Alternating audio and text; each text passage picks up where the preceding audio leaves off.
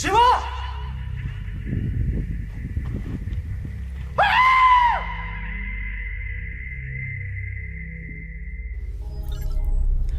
ఈ వీడియో గుర్తుపెట్టుకోండి, ఉపయోగపడుతుంది. దేవాలయాలు ఏముంటుంది ఈ లోపల?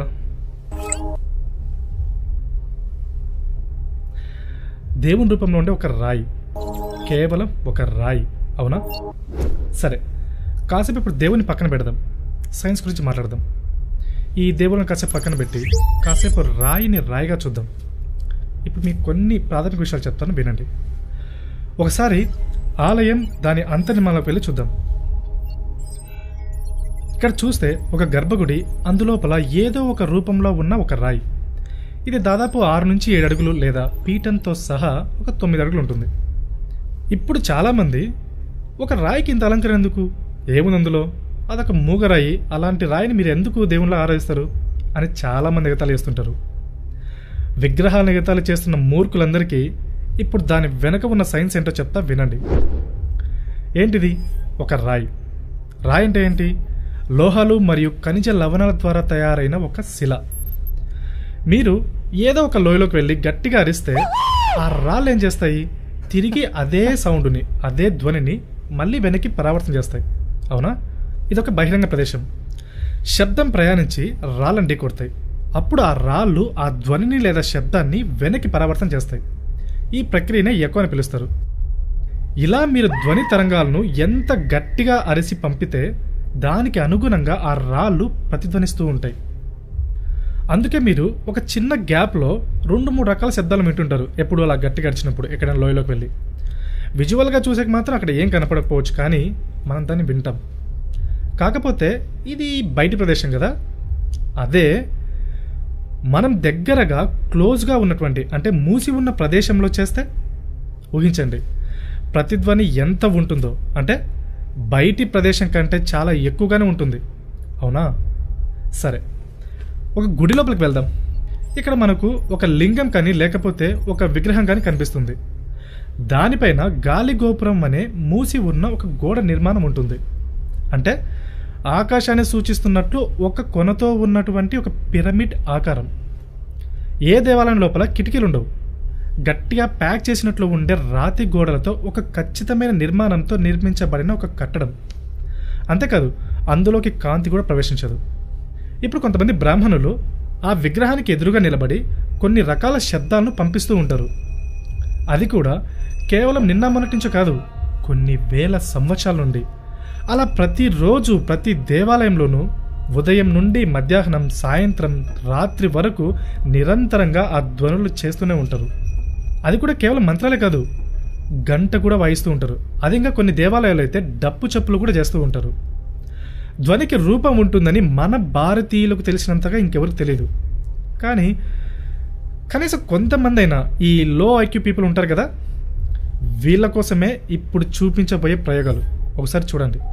మామూలుగా కణాలు వివిధ రకాల ధ్వనుల కారణంగా వివిధ రకాల నమూనాలను రూపాలుగా ఏర్పడుతూ ఉంటాయి.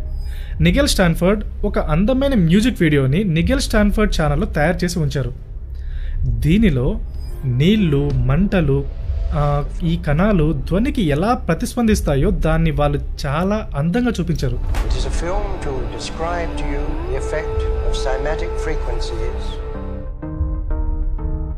మీరందరూ తప్పక చూడాల్సిన ఒక అద్భుతమైన ప్రయోగం అది. ఇక మానవ శరీర విషయానికి వస్తే, మన శరీరంలో దాదాపుగా 72% నీరు, ఒక 12% భూమి, 6% గాలి, ఒక 4% అగ్ని, 6% ఆకాశం ఇలా నిర్మితమై ఉంటుంది. మరి ఈ ధ్వనులు లేకపోతే శబ్దాలు మీ శరీరంపై ఎలాంటి ప్రభావం చూపదని మీరు అనుకోవచ్చు. కానీ చూడండి, ధ్వనికి నీరు ఎంత తీవ్రంగా ప్రతిస్పందిస్తుందో, అదేవిధంగా అగ్ని కూడా. నిజానికి విశ్వంలో ప్రతిదీ ధ్వనులకు అనుగుణంగా ప్రవర్తిస్తుంది. గతంలో యోగులు కూడా శబ్దమే అస్తిత్వానికి ఆధారం అని చెప్పారు. అంటే విశ్వంలోని ప్రతి రూపం కూడా ధ్వని యొక్క ప్రభావితమే. ఒకవేళ మీరు శబ్దానికి సంబంధించి ప్రావీణ్యం సంపాదించగలిగితే నువ్వు పంచభూతాలతో ఆడుకోవచ్చు. పూర్వం మునులు నీటి మీద నడవడమో, లేకపోతే గాల్లో మాయమవ్వడమో, గోడల గుండా వెళ్ళడమో ఇలా చాలా రకాలు చేసేవాళ్ళు. హ్యారీ పాటర్ సినిమాలో మీరు కూడా చూసే ఉంటారుగా. కాకపోతే ఈ హ్యారీ పాటర్ అనేది ఒక కల్పిత కథ. కానీ ఇక్కడ మన భారతదేశంలో ఇలాంటి వాటిని చేయగలిగిన నిజమైన యోగులు ఉన్నారు.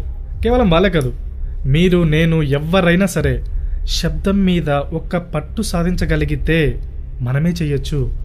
ఫస్ట్ అలా చెయ్యాలంటే మన ఇంద్రియాల మీద ఒక అతీతమైన అవగాహన అవసరం. ఈ ఇంద్రియాలపైన ఆధిపత్యం సాధించాలంటే ఏకైక మార్గం యోగా లేకపోతే సాధన. అంతేగాని ఏదో ఒక ప్రయోగశాలకు పోయి ఏదో ఒక గుడ్డి ప్రయోగం చేయడం ద్వారా మనం అలా చెయ్యలేము. ప్రయత్నించి విఫలమైన వాళ్ళు ఉన్నారు, ప్రాణాలు కోల్పోయిన వాళ్ళు ఉన్నారు. అంతేకాదు అలాంటి పరిశోధనలకి డబ్బులు పెట్టి వృధా చేసిన వాళ్ళు కూడా చాలామంది ఉన్నారు. కనుక ధ్యానం లేదా యోగా తప్ప సాంకేతికంగా వేరే మార్గం లేదు. కానీ యోగా అంటేనే చాలు చాలామంది జనాలకి ఎక్కలేని సోమర్థనం వస్తుంది. శబ్దం. నేను ఇక్కడ మీకు ఏం చెప్పాలని ప్రయత్నిస్తున్నానో మీరు దీన్ని ఇంకా బాగా తెలుసుకోవాలనుకుంటే యూట్యూబ్లోకి సెర్చ్ చేయండి, అక్కడ మీకు చాలా విషయాలు తెలుస్తాయి. ఇక ఆలయం లోపల ఉన్న బ్రాహ్మణులు ఏం చేస్తుంటారు, మంత్రాలు జపిస్తూ ఉంటారు. ఏమవుతుంది, ఆ శబ్దం వెళ్ళి ఆ రాయి తగులుతుంది. అలా తగిలిన శబ్దం వివిధ దిశల్లోకి పరావర్తనం చెందుతుంది. అది ఒక మూసి ఉన్న గది కదా, కాబట్టి శక్తి ప్రధాన ద్వారం గుండా బయటకు ప్రయాణం చేస్తుంది. అలా వెళుతూ వెళుతూ ఎదురుగా నిలబడి ఉన్న వాళ్ళందరి నుండి శక్తి ప్రసరణ అనేది జరుగుతుంది. అంటే ఆ శక్తిలో మీరందరూ పూర్తిగా నిండిపోతారు. అంటే మీలో ఆ శక్తి పూర్తిగా నిండిపోతుంది. దేవాలయాల్లో మామూలుగా ఏం జపిస్తుంటారు చెప్పండి? ఉదయం విష్ణు సహస్రనామం, విష్ణుమూర్తికి 1000 నామాలు కదా. అలాగే రాత్రిపూట లలిత సహస్రనామాలు, ఇంకా శివోపాసన మంత్రం, లేకపోతే లింగాష్టకం, ఓం నమ శివాయ కానీ, లేకపోతే నిర్వాణ శతకం కానీ ఇలా జపిస్తూ ఉంటారు. ఇవి మానవ వ్యవస్థ పైన ఎన్నో రకాల ప్రభావాలను చూపిస్తూ ఉంటాయి.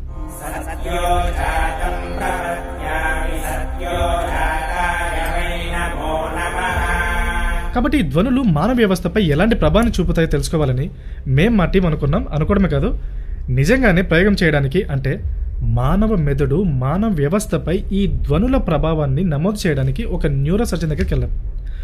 మేము ఈజీజీ పరీక్షల కోసం మా స్నేహితుడు రాహుల్ తీసుకున్నాం. దీనినే ఎలక్ట్రోఎన్సెఫాలోగ్రఫీ అని అంటారు. దీనితో కంప్యూటర్లో ఒక వ్యక్తి యొక్క నాడీ వ్యవస్థ ప్రక్రియని మనం చూడొచ్చు. అతనికి లలిత సహస్రనామంని వినిపించాం.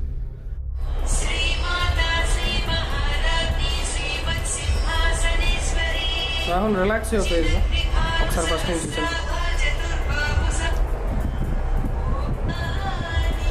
రైట్.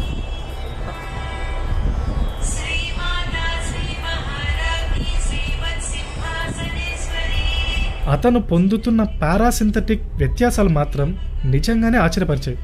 ఓ మై గాడ్, అప్పుడు అర్థమైంది ఈ ధ్వనులు ఏ విధంగా ఇంజనీరింగ్ చేయబడ్డాయంటే ఇవి మీ పారాసింథటిక్ నాడీ వ్యవస్థలోకి వెళ్ళి 3 నుంచి 5 నిమిషాల లోపల మిమ్మల్ని గాఢ నిద్రలోకి తీసుకెళ్తాయి. మొదటిది, ఈ మంత్రం దాదాపు కొన్ని వేల సంవత్సరాల నుంచి వాడబడుతుంది. అలాంటి మంత్రాలు లేకపోతే ధ్వనులు పారాసింథటిక్ నాడీ వ్యవస్థపై ప్రభావం చూపుతాయని ఆ కాలం ఋషులకు ముందే ఎలా తెలిసింది? ఇలా వాళ్ళ రాత్రిపూట వినేవాళ్ళు, అలాగే ఉదయం పూట విష్ణు సహస్రనామాలను జపించేవాళ్ళు. ఇలా ఈ మంత్రాలు లేకపోతే శబ్దాలు ఉదయం పూట వింటే అవి మిమ్మల్ని ప్రశాంతమైన మానసిక స్థితిలోకి మేల్కొనేలా చేస్తాయి. నేను ఖచ్చితంగా చెప్పగలుగుతాను, మీలో చాలామంది పొద్దున లేయాలంటే చాలా బద్ధకంగానో, ఇబ్బందిగానో, లేదా చిరాకుగానో, అసలు లేవాలంటేనే చాలా ఇబ్బందిగా లేస్తుంటారు, అవునా? ఒకవేళ మీరు ఉదయం పూట కనుక ఈ విష్ణు సహస్రనామం వింటుంటే అది మీ మెదడులోని అన్ని రకాల ఇబ్బందులు క్లియర్ చేస్తుంది. అప్పుడు నిద్ర లేవగానే ఒక ప్రశాంతమైన ఫీలింగ్తో ఉంటారు మీరు. కావాలంటే ఇప్పటికీ తిరుపతికి వెళ్ళి చూడండి, అక్కడ ఉదయం పూట అయితేనాక విష్ణు సహస్రనామాలని, రాత్రిపూట లలిత సహస్రనామాలని జపిస్తూ ఉంటారు.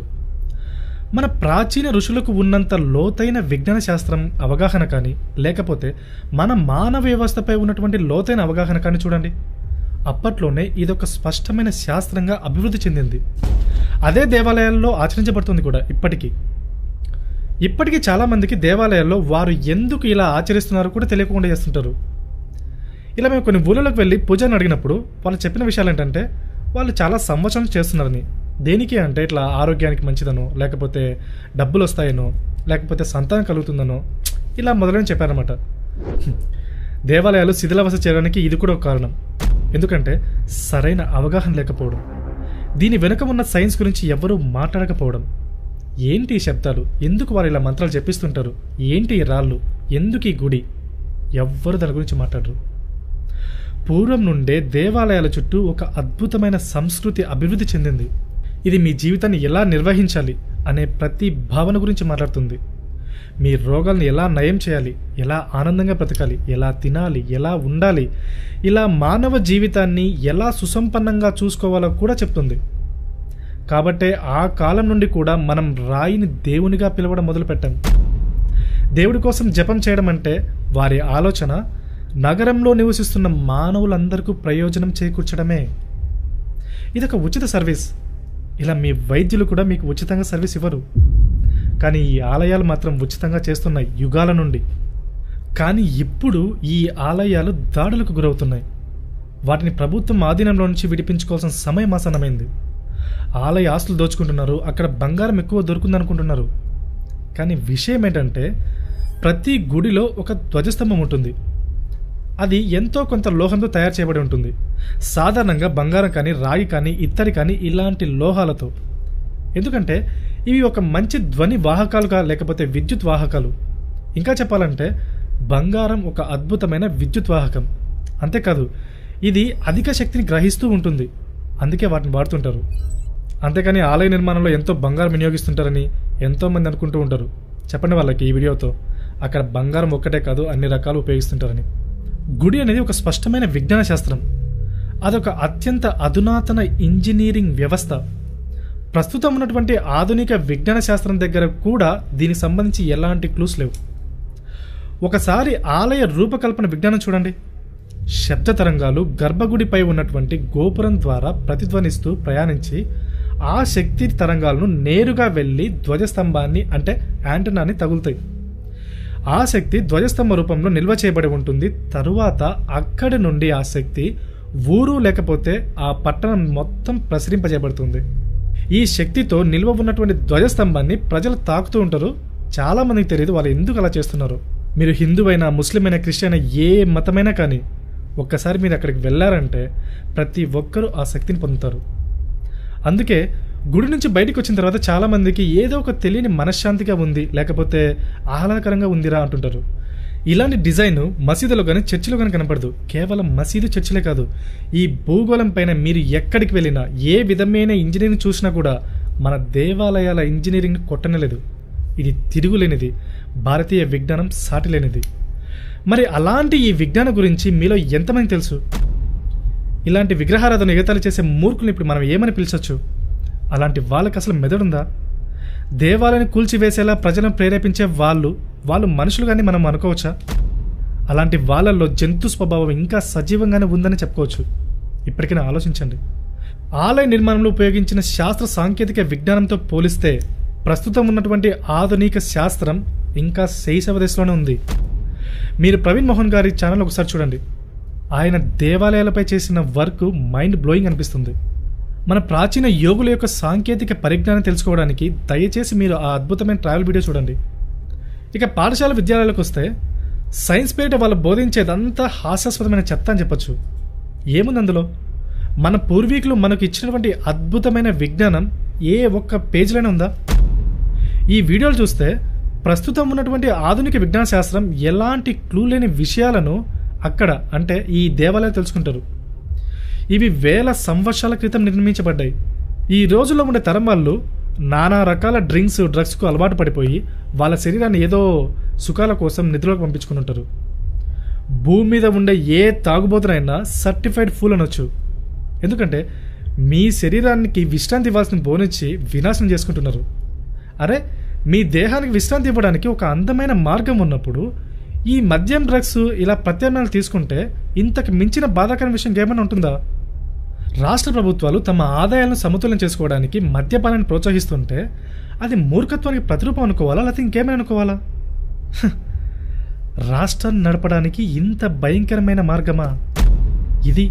ఇలాంటి దారుణమైన ప్రభుత్వాలు దేవాలయాలు నిర్వహించడం. అయ్యో దేవుడా! ఇప్పుడు రాయి లోపల ఉన్నటువంటి దేవుణ్ణి గుర్తు చేసుకునే సమయం ఆసనమైంది. ఇది కేవలం మూగ రాయి కాదు, ఒక రాయిని దేవుడిగా చేయడం వెనుక ఉన్న ఒక పెద్ద సైన్స్. ఎంతోమంది మిస్టిక్స్ ఒక రాయిని ప్రాణం ఉన్న జీవిలా మార్చడానికి తమ జీవితానికి సంబంధించిన శక్తినంతా ధరపోస్తుంటారు. అలా ధ్యానలింగాన్ని ప్రదర్శించిన వాళ్ళకి ఉదాహరణే సద్గురు. చాలామందికి ఇది కేవలం ఒక రాయి మాత్రమే, కానీ కొంతమందికి అది ప్రాణంతో ఉండే ఒక శిల. చాలామంది మంచి మంచి స్కూళ్ళ నుంచి విద్యావంతులైనటువంటి తెలివి ఎక్కువ ఉన్న ఈడియట్సే ఈ భక్తి భావాలను అపహాసం చేస్తుంటారు. నిజానికి ప్రతి సమస్యకి ఒక పరిష్కారం ఉన్నట్లే ప్రతి సమస్యని పరిష్కరించడానికి ఒక దేవాలయం ఉంది మన దేశంలో. అలాంటి సమస్యలను వైద్యులు కూడా పరిష్కరించలేరు. అలాంటి ఇంత గొప్ప గొప్ప దేవాలయాలు ఇప్పుడు శిథిలావస్థలోకి వెళ్తున్నాయి. ఇంత మాత్రం తెలిసి ఇప్పుడు ఈ ఆలయాల దుస్థితి చూస్తుంటే కళ్ళల్లో నీళ్ళొస్తున్నాయి. అరే, విశ్వంతో సంభాషించడానికి నక్షత్ర వీధుల నుండి, గెలాక్సీల నుండి శక్తిని గ్రహించి పెట్టుకుని ఇక్కడ మానవాళికి ప్రసరింపజేసే శక్తివంతమైన పరికరాలుగా పనిచేసే ఈ ఇంజనీరింగ్ అద్భుతాలు ఇప్పుడు ఇంత భయంకరమైన దుస్థితిలోకి వెళ్తున్నాయి. అసలు తెలియని మూలకేం తెలుసు ఆలయాలు ఎందుకు నిర్మించబడ్డాయో? ప్రస్తుతం ఉన్నటువంటి ప్రభుత్వ నియంత్రణలో ఉన్న దేవాలయాలు అత్యంత దారుణమైన దుస్థితిలో ఉన్నాయి. ఆలయ నిధులని దుర్వినియోగం చేస్తున్నారు. ఆలయ ఆస్తులు అమ్ముకుంటున్నారు.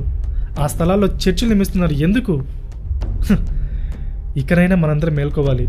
మనమందరం మనలో గొడవలను పక్కన పెట్టి దానికోసం ఐక్యమవ్వాలి. ప్రభుత్వ నియంత్రణ నుండి దేవాలయాన్ని విడిపించుకోవాలి. మీ దేవుల్లో దేవతలో వచ్చి ఏ ఆలయాన్ని కాపాడరు. అలా కాపాడుతాని మాత్రం అనుకోకండి. మనమే మేల్కొని మనం ప్రభుత్వంతో పోరాటం చేయాలి. మీరు ఎవరైనా సరే, ఎక్కడున్నా సరే, మీరు ముస్లిం అయినా, క్రిస్టియన్ అయినా, ఎవరైనా సరే, దయచేసి ఉద్యమంలో భాగం అవ్వండి. దేవాలయాన్ని విడిపించండి. ఫ్రీ టెంపుల్స్ ఫ్రమ్ ది సర్కార్.